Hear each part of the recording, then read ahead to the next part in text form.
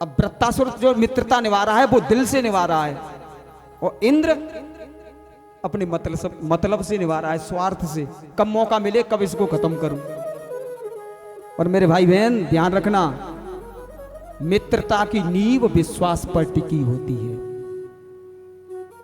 केवल मित्रता की ही नहीं, हमारे संसार की, परिवार की, व्यापार की,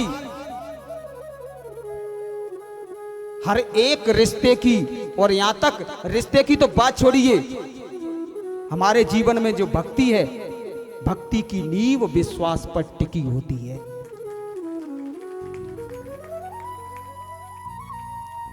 मंत्र जाप मम दृढ़ विश्वासा, भगवान कहते हैं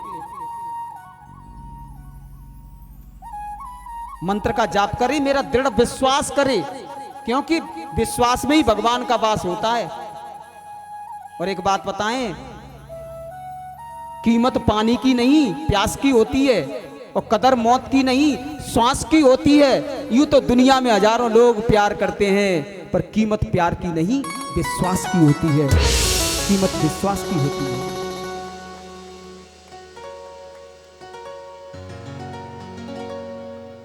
तीन मित्र थे, ज्ञान, धन और विश्वास। अब तीनों एक दिन जाने लगे अपने अपने घर। ज्ञान जाने लगा तो विश्वास ने और धन ने पूछा, भैया तू जा तो रहा है, अब तू मिलेगा कहां?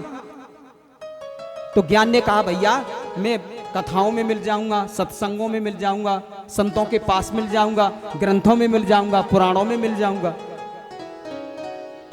और जब धन जाने लगा तो धन से पूछा, भैया तू कहां मिलेगा? तो धन ने कहा, धन कहता है मैं बड़े बड़े पैसों वालों के यहां मिल जाऊंगा, बैंकों में मिल जाऊंगा, तिजोरियों में मिल जाऊंगा। लेकिन जैसे ही विश्वास से पूछा, भैया तू कहां मिलेगा? तो विश्वास ने रोकर कहा, भैया अगर मैं एक बार चला गया तो फिर दोबारा मिलने वाला नहीं हूं। इसलिए विश्वास को मत खोना। जिस रिश्ते में विश्वास चला गया वो रिश्ता फिर समाप्त ही हो जाता है। कई रिश्ते आप देख रहे होंगे आजकल, कितने रिश्तों में उथल पुथल मची हुई है। क्यों मची हुई है? केवल विश्वास।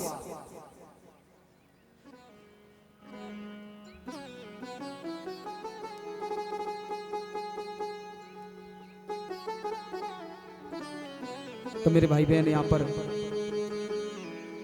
एक दिन ये नदी के किनारे घूम रहे थे इंद्र और वृत्तासुर, और उसी समय एक फैन आया, पहाड़ जैसा।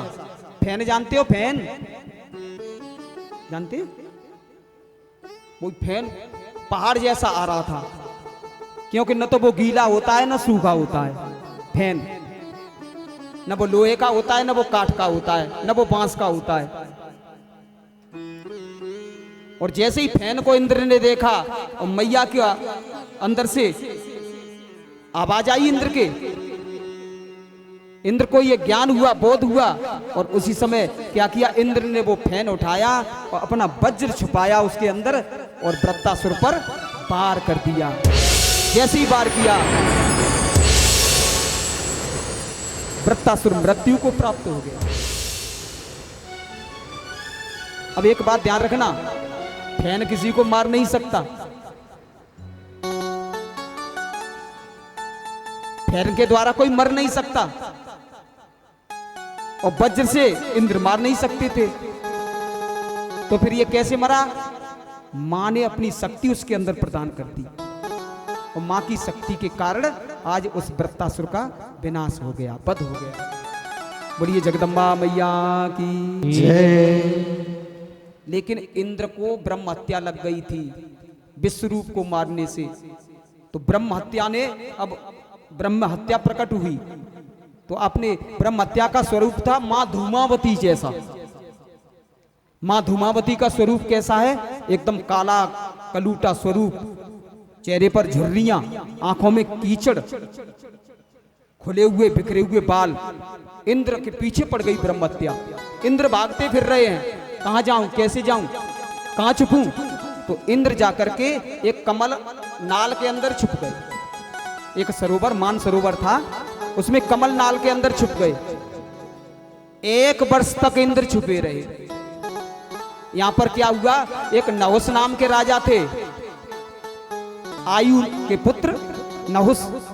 इन्होंने 100 यज्ञ कर लिए थे, और जो 100 यज्ञ कर लेता है वो सत्क्रतु बनता है, और वही इंद्र के पद का अधिकारी बन जाता है। तो राजा नहुस को इंद्र बना दिया गया। इंद्रासन पर इंद्रपुरी का रोक राज्य दे दिया गया। जब इंद्रपुरी का राजा बने नहुस, तो मेरे भाई बहन, जो राजा यहां पृथ्वी लोक में जो बिल्कुल त्यागी था, विरक्त था, और जैसे ही इंद्रपुरी में पहुंचा ये भोगी बन गया। इसने सोचा इंद्रासन मिल गया, अब तो इंद्र की पत्नी भी अपनी होनी चाहिए। अब तो इंद्र की अप्सराएं अपनी होनी चाहिए, सची। जब ये बात सची को मालूम पड़ी, सची घबरा गई। गुरु बृहस्पति जी से कहा, गुरुदेव मैं क्या करूं? तब गुरु ने, बृहस्पति जी ने कहा, तू चिंता मत कर, मैं तेरी सहायता करूंगा। और जब ये बात नहुस को मालूम पड़ी, तो नहुस गुरु बृहस्पति पर भी क्रोध करने लगा, नहीं छोड़ूंगा बृहस्पति जी को।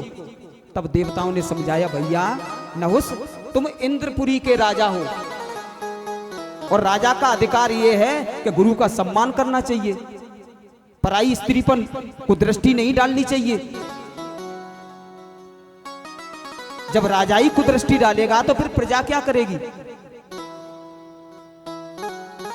जब देवताओं ने समझाया, तो नहुस ने कहा, सुनो देवताओं, तुम करो तो रामलीला, और कोई करे तो रासलीला। ये बता, इंद्र ने अहिल्या के साथ क्या किया था? है कोई जवाब?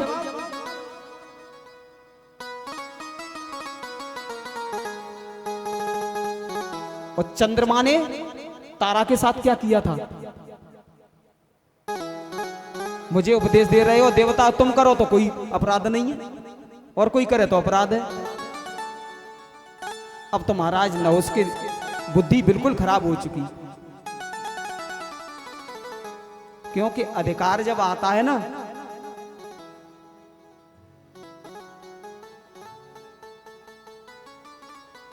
ईमानदारी का धन आपको जीवन में विकारों से दूर रखेगा। लेकिन ऐसे ही चलते फिरते मिल जाए, उसमें से हम कुछ दान पुण्य नहीं कर पाए, सीधा सीधा रहे, तो वो क्या करता है? बुद्धि खराब करता है। इसकी बुद्धि खराब हो गई। अब तो देवताओं ने कहा, ये नहुस मानने वाला नहीं है। तब इन्होंने मां जगदम्बा की आराधना की। सची ने, मां जगदम्बा प्रकट हुई, उन्होंने कहा कि तुम नहुस से ये वर मांग लेना कि जब तक मेरे पति नहीं मिल जाते हैं, मैं केवल ये पता कर रही हूं कि मेरे पति जीवित हैं या मर गए हैं। केवल मैं ये पता कर लूं, उसके बाद मैं आपसे विवाह कर लूंगी। क्योंकि तुम जो मात्रका हैं उनमें तीसरी मात्रका हो, गौरी पद्मा सची मेधा। हे सची, तुम तीसरी मात्रका हो, इसलिए तुम चिंता मत करो। तो ये सची ने जाकर के नहुस से कहा कि हे राजन, मैं आपसे विवाह करूंगी, लेकिन पहले मैं पता कर लूं कि मेरे पति जीवित हैं या मर गए हैं। मां जगदम्बा के निमित्त इन्होंने अश्वमेध यज्ञ किया। तो जब अश्वमेध यज्ञ किया तो इन्हें मालूम पड़ा, मां ने आकर बताया, इंद्र जीवित हैं, कमलनाल में छिपे हुए हैं। तब मान सरोवर पर सची गई है और वहां पर इंद्र को पुकारा है। इंद्र वहां से निकल के आए हैं कमलनाल से, और उस ब्रह्म हत्या को 4 जगह बांटा है। ध्यान देना मेरी माता बहनों भाई बंधुओं, 4 स्थान दिए हैं उस ब्रह्म हत्या को। पहला स्थान जल को दिया, पानी को। पानी में जो फैन होता है, जो गंदा गंदा सा होता है ना, वो जैसे हमारी भाषा में काई बोलते हैं, यहां भी बोलते हैं। अच्छा, वो विश्व रूप की ब्रह्म हत्या है, उसे देखकर कभी थूकना नहीं। और जहां पर ये फैन हो वहां पर कभी स्नान मत करना, उसे हटा के ही स्नान करना। पानी के अंदर साबुन, शैम्पू, मंजन आदि नहीं करना, क्योंकि जल में वरुण देव का वास होता है। पानी को वरदान दिया इंद्र ने कि मैं ब्रह्म हत्या दे रहा हूं, तो आपको वरदान भी दे रहा हूं, जिसमें मिल जाओगे वैसे ही बन जाओगे। ये इंद्र ने वरदान दिया जल को। जल को दे, एक भाग दे दिया, दूसरा भाग दिया वृक्ष को। वृक्ष से कहा कि सुनो भैया, जो वृक्ष में गोंद है, गोंद, वो विश्व रूप की ब्रह्म हत्या है। इसलिए जो वृक्ष पानी जिस वृक्ष से बरसता हो, आपने देखा होगा किसी किसी वृक्ष से पानी गिरता है, देखा है, उस वृक्ष का पूजन करा देना चाहिए। वृक्ष को वरदान दिया कि हे वृक्ष, तुम्हें कोई काटेगा तो तुम पुनः उगाओगे। और तीसरा स्थान दिया पृथ्वी को। पृथ्वी में जो ऊसर जमीन है वो विश्व रूप की हत्या है। वहां पर बैठ करके किया हुआ तप, किया हुआ भजन, किया हुआ जप सब नष्ट हो जाता है। इसलिए कभी भी ऊसर जमीन पर बैठ करके ध्यान आदि नहीं करना चाहिए। और चौथा स्थान दिया माताओं को। प्रथमे हन चांडाली, पहले दिन की मां चांडाली होती है। द्वितीय ब्रह्मचारिणी, दूसरे दिन की ब्रह्म हत्यारिणी मानी जाती है। तृतीय रज की प्रोक्ता, तीसरे दिन की धोबन मानी जाती है। चतुर्थे नारी शुद्धयति, चौथे दिन जाकर नारी शुद्ध होती है। इन 4 दिनों में माताओं को चाहिए कि वह रसोई का कोई काम नहीं करें। यज्ञ हवन आदि जो धार्मिक कार्य हैं किसी मंदिर में न जाएं, यज्ञ आदि नहीं करें, कथा सुन सकती हैं।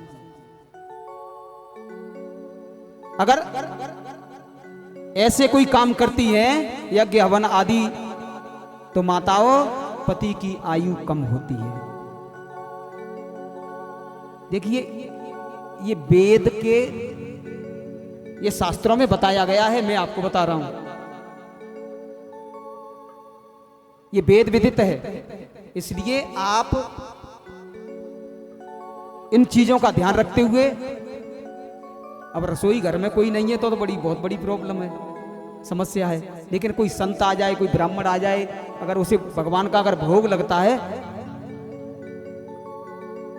तो फिर थोड़ी पति से ही 4 दिन के लिए हाथ जोड़ दीजिए कि आप भी संभालिए। अगर भोग नहीं लगता है तो कोई बात नहीं, और फिर 4 दिन भोग मत लगाओ।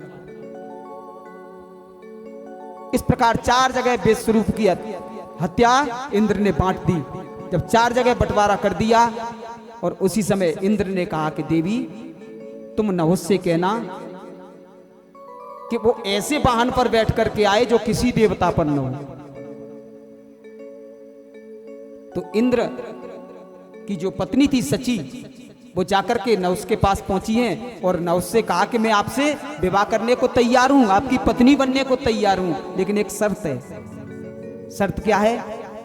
कि जो मेरे पति इंद्र थे उनका वाहन है ऐरावत, भगवान विष्णु का वाहन है गरुड़ जी, भगवान भोलेनाथ का वाहन है नंदी, यमराज का वाहन है भैंसा, और गरुड़ जी का, वो कार्तिकेय जी का वाहन है मयूर, गणेश भगवान का वाहन है मूषक। आप ऐसे और लक्ष्मी जी का वाहन है क्या है? बड़ा ही अच्छा है। लक्ष्मी जी यहां पर आती हैं अपने वाहन को छोड़ जाती हैं।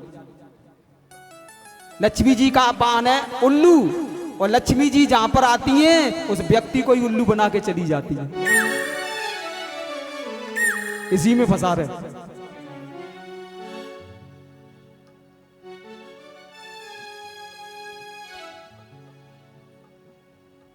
तो मेरे भाई बहन, वो कहती हैं सची कि आप ऐसे वाहन पर बैठ करके आना जो किसी देवता के पास ना हो। कौन सा वाहन? बोले जो जप करते हैं, तप करते हैं, ध्यान करते हैं भगवान का, ऐसे संतों को आप पालकी में लगा करके लाइए और मैं आपकी पत्नी बनने को तैयार हूं, उस पर बैठ करके आइए। तो सभी देवता वहां पर प्रतीक्षा कर रहे हैं। सची ने आकर के बताया, मैंने बोल दिया है। अब यहां पर नहुस ने क्या किया, अगस्त आदि ऋषियों को लगाया उस पालकी में, और पालकी में लगा करके और उस पर बैठ करके चला। अब देखिए, ये उसमें बैठा है रथ में, संत उस पालकी को धो रहे हैं। अब इससे बड़ी जल्दी पड़ी थी कि सची मुझे कब मिले, तो ये कहता जल्दी चलो, सर्प सर्प सर्प माने जल्दी चलो। संतों ने कहा दुष्ट कहीं के, एक तो पराई पत्नी के प्रति तेरी कुदृष्टि हुई, और उसके बाद संतों को पालकी में डो रहा है और कह रहा है कि सर्प सर्प, इसलिए तू ही सर्प बन जा। जो श्राप दिया ये नीचे गिरा पालकी से। अब ध्यान रखना, पराई पत्नी के प्रति जो कुदृष्टि डालता है वो कौन बनता है? क्या बना? और जो कोई इसको देखता है सर्प को, फिर क्या करता है? मुंह ही कुचल देता है।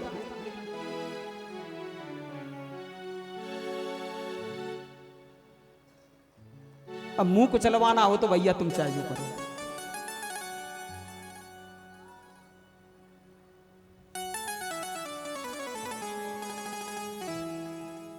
जैसे ही सर्प बना, ये तो चरणों में गिर पड़ा, महाराज भूल हो गई, क्षमा करना। आदमी को एहसास कब होता है? व्यक्ति को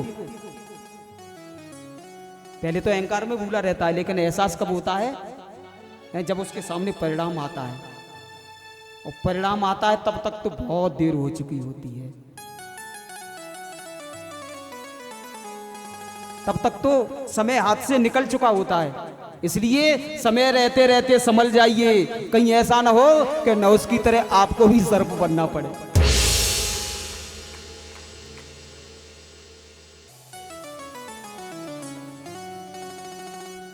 मेरे भाई बहन, यहां पर तब ऋषि तो देखो, संत तो संत हैं, संत हृदय नवनीत समाना। संत का हृदय बड़ा ही कोमल होता है। संत का क्रोध पानी की लकीर है, पानी में लकीर करते हैं ना, बस हो गया, मेरा भी हो गया। सेठ जी घड़ी दिखा देते हैं कि हाँ, अच्छा उनको यहाँ की नहीं है, उनको इनकी चिंता है, पर इनको इनकी चिंता नहीं है।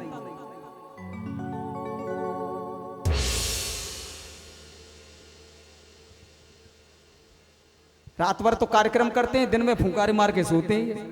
2:30 बजे घर से चलते हैं, फिर कहते हैं कि महाराज जी आ गए 10 मिनट, और 10 मिनट बाहर मोबाइल। झूठ का पूरा पोटला है।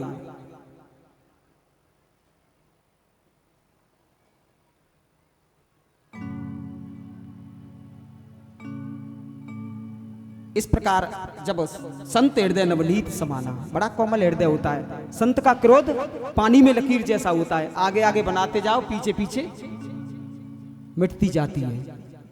लेकिन दुष्ट का जो क्रोध होता है वो पत्थर पर लकीर जैसा होता है। जब तक पत्थर नहीं टूटेगा नहीं, घिसेगा नहीं, तब तक वो लकीर मिटने वाली नहीं है।